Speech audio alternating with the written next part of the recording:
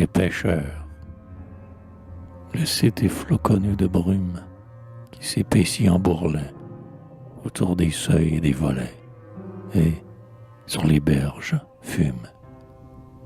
Le fleuve traîne, pestilentiel, les charognes que le courant rapporte, et la lune semble une morte qu'on enfouit au bout du ciel. Seuls, on débarque, quelques lumières illuminent et grandissent les dos, obstinément courbés sur l'eau, des vieux pêcheurs de la rivière, qui, longuement, depuis hier soir, pour on ne sait quelle pêche nocturne, ont descendu leurs filets noirs dans l'eau mauvaise et taciturne. Au fond de l'eau, sans qu'on les voie, sont réunis les mauvais sorts qui les guettent comme des proies et qu'ils pêchent à long effort, croyant au travail simple et méritoire, la nuit, sous les brumes contradictoires. Les minuits durs sonnent là-bas, à sourds marteaux sonnent leurs glas, de tour en tour les minuits sonnent, les minuits durs des nuits d'automne, les minuits lasses. Les pêcheurs noirs n'ont sur la peau rien que des loques équivoques, et, dans leur cou, leur vieux chapeau répand en eau, goutte après goutte, la brume toute.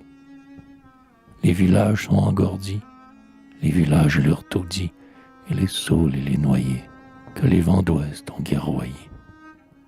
Aucun aboi ne vient des bois, ni aucun cri part à travers le minuit vide qui s'imbibe de cendres humides. Sans qu'ils cèdent, sans qu'ils se hèlent, en leur besogne fraternelle, d'accomplissant que ce qu'il doit, chaque pêcheur pêche pour soi.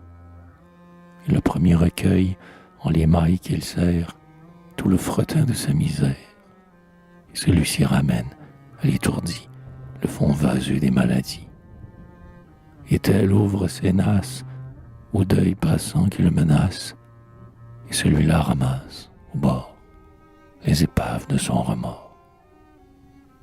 La rivière tournant au coin et bouillonnant au cap des digues s'en va, depuis quel jour, au loin, vers l'horizon de la fatigue, sur les berges, les peaux des noirs limons, nocturnement suit le poisson, et les brouillards sont des toisons qui s'étendent jusqu'aux maisons. Dans leur barque où rien ne bouge, pas même la flamme d'un falot rouge, nimbant de grands halots de sang, le feutre épais du brouillard blanc, la mort plombe de son silence les vieux pêcheurs de la démence. Ils sont les isolés au fond des brumes, côte à côte, mais ne se voyant pas, et leurs deux bras sont lasses, et leur travail, c'est leur ruine. Dites, si dans leur nuit ils s'appelaient, et si leur voix se consolait, mais ils restent mornes et gourds, le dos voûté, le front lourd, avec à côté d'eux leur petite lumière immobile sur la rivière.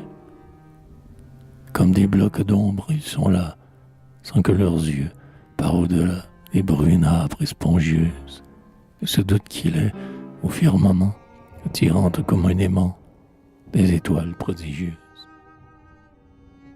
Les pêcheurs noirs du noir tourment sont les perdus, immensément, parmi les loin, parmi les glas, et là-bas qu'on ne voit pas, et l'humide minuit d'automne pleut dans leur âme monotone.